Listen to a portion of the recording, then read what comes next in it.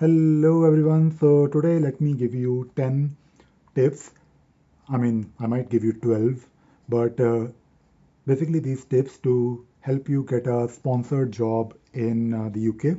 Now, I'm making this video, I believe, maybe for the second time or third time, but I've talked about this in the past, and I know it's a bit off topic to my usual videos on this particular channel. I talk about Linux, I talk about org mode, I talk about a lot of things, but of course at the same time, to be honest, there is no specific theme for this channel.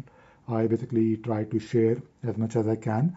So today I want to talk about how to get a sponsored job here in the UK because I am here in the UK and I have done this and I believe I can definitely share my experience because I also run my own company. I have worked with other companies in the past.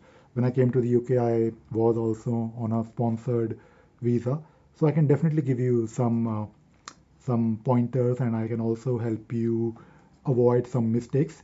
So let us talk about these points and I actually made like a list. So I will be referring to my list.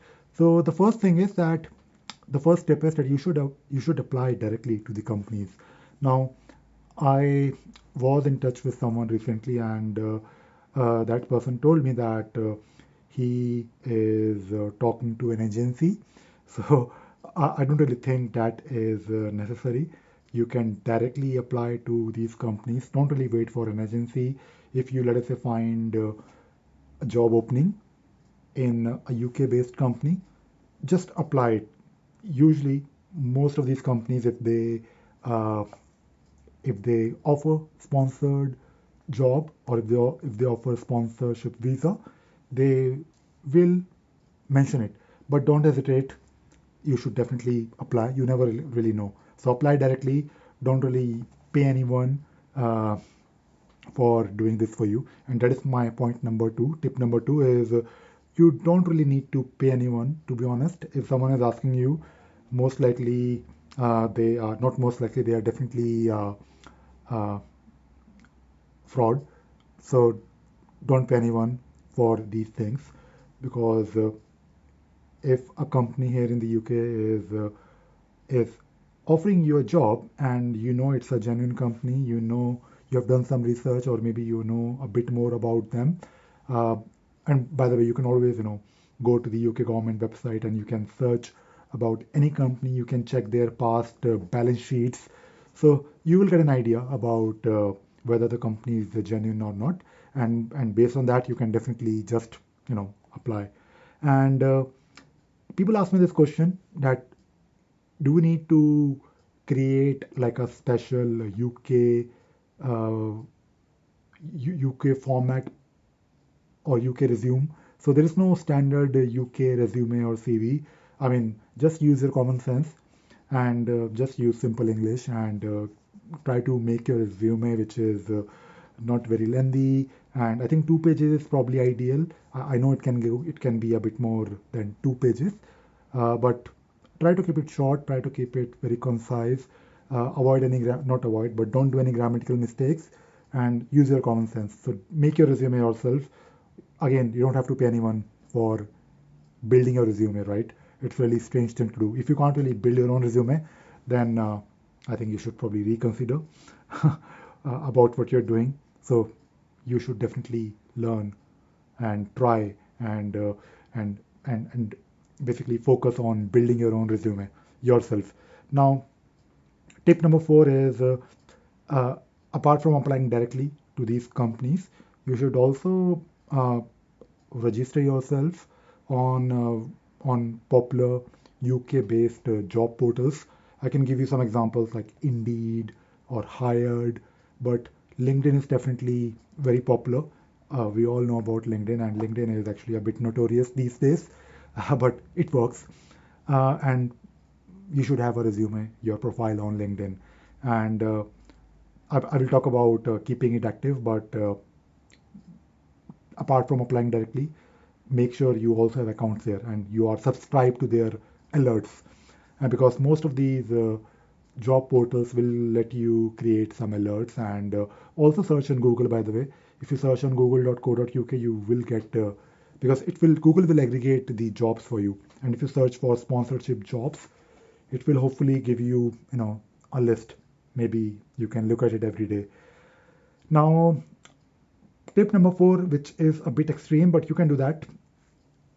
All the companies that are sponsored, or all the companies here in the UK with sponsorship license, they they have their listing on the government website. So just search for the list of companies eligible to sponsor. So basically, they should have a license. You can download the list. So there are literally thousands of companies. Download it and open it in Excel and maybe do some research yourself, because you have a list of these companies and there are thousands of companies, and you can definitely apply to a lot of them. I mean, don't really spam them, but keep an eye on their job portal.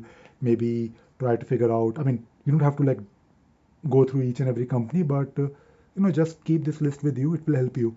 And at the same time, one of the most important tip is, of course, we are talking about applying for jobs, but you should be good in what you do.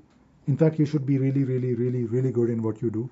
I mean, your main skill, your primary skill, make sure uh, you are confident, make sure that you are on top of your, I mean, look at your other colleagues, look at what your friends are doing, and maybe in that particular skill set or in that particular domain of yours, are you like on top or not?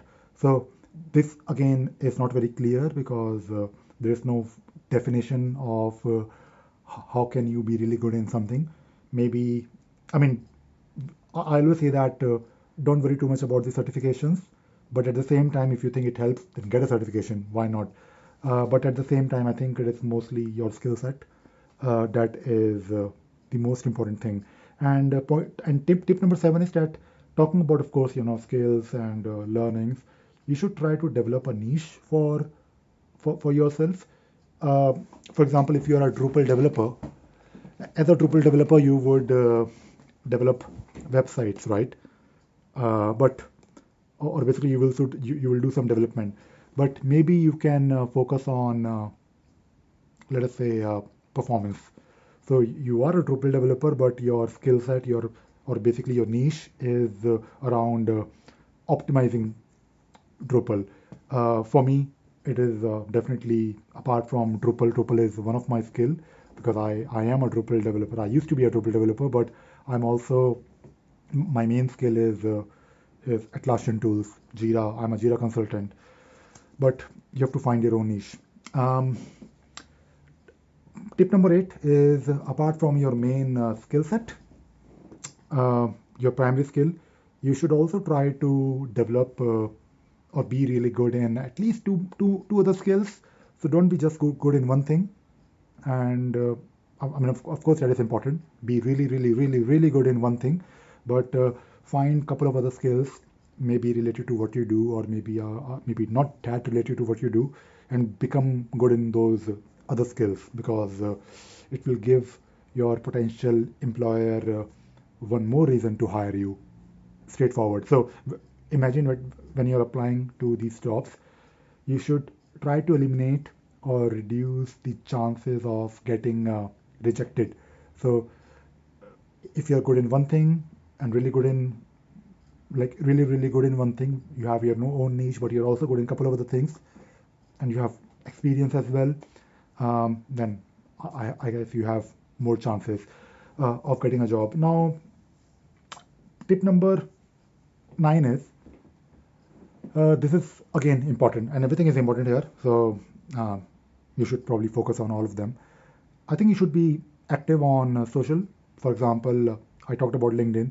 Now, LinkedIn is a bit naughty these days because it will send you emails about, okay, you looked at someone's profile or you did something, and it will try to, provoke you, or maybe in a way, because the way LinkedIn works is, the moment you comment or like something, you will eternally get updates from that particular post.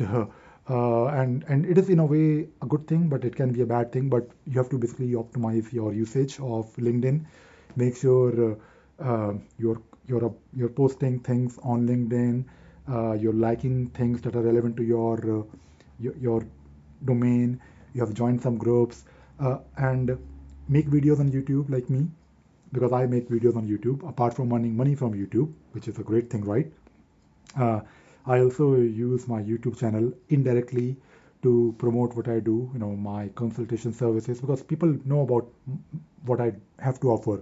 And it is always a good platform. I not only have a marketing team, but of course, it is also equally applicable for you to get a job. So post on YouTube, and whenever you're posting something on LinkedIn, try not to overdo it. Maybe a post every other day is enough. And apart from having your own channel, one great thing that you can do is start a blog. I think having a blog these days is really important, because you never really know about the social media platforms, when they will ban you, when they will delete your account, or when they basically become paid. Uh, you know what I mean, right? So if you're posting everything on your own website and then syndicating it to these social media sites, then you have your own content with you, but it will keep you active.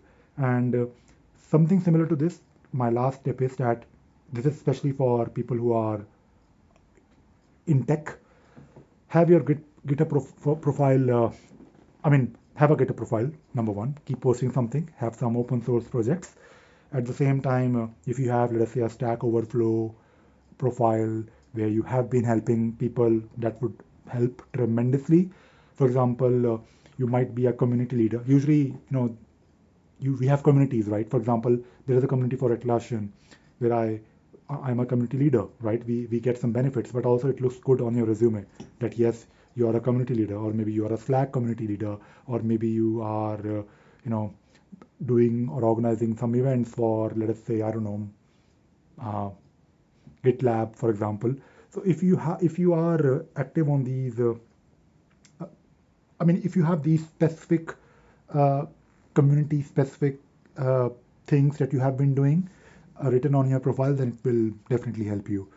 So yeah, these are my 10 tips. And again, I'll probably just limit myself to 10 tips. But if you have any questions for me about getting a sponsored job, I do get a lot of comments, and in fact, people actually reach out to me and they ask me, Ravi, I have an offer of 60,000 pounds, and I'm thinking of coming to UK. I'm earning maybe 70,000, or not 70,000, but 70 lakh in India, which is, I know, a lot. And it is surprising. It is actually surprising to me that people actually earn this much in India, which is good. Which is good. Uh, but they might not earn, or they might earn same amount if you convert it to pounds here in the UK. And they ask me, is it really worth coming to UK? So I think it is definitely worth coming to UK, because things are different here. You will, of course, your cost of living would be more, but things are different. I think it is always good to work in a different, in a different country, especially, especially if you are from, let us say, India, then you will definitely get some exposure. The life is different here, standard of living is different here, and overall, I think it is always good to challenge yourself. So it can be a bit challenging as well. So definitely, I think you should consider, if you of course have a decent offer, and I think for majority of people, even if they have some offer, they are happy. But if you're already doing good in India, maybe you, husband and wife, they are both earning, let us say, decent amount of money. Maybe they both have packages of 30 plus lakh. Then getting something equivalent here in the UK uh, might might not be straightforward or easy. But at the same time, if you get a chance to come here, then it will definitely give you lot of other opportunities. Talking purely in terms of money, you can definitely earn a lot of money here in the UK. All right, so that is it. That is all I wanted to talk about in this video. Yes, off topic, but I just felt like making this video. All right, that is it. Bye bye.